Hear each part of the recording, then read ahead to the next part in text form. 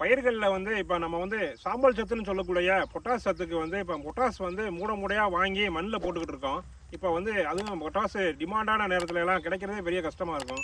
இதுக்கெல்லாம் ஒரு தீர்வாக தான் நம்மளுடைய லிங்கா கெமிக்கல் நிறுவனத்தில் இயற்கையாக ஒரு பொருள் கிடைச்சிருக்கு.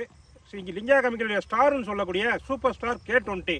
இது வந்து கடலில் கிடைக்கக்கூடிய ரோடோபைட்ஸ் அப்படின்னு சொல்லக்கூடிய சிவப்பு கடல் பாசியிலிருந்து இருக்கக்கூடிய பொட்டாஸ் 20% இதில் இருக்குது. சூப்பர் ஸ்டார் K20ன்னு சொல்லக்கூடியது.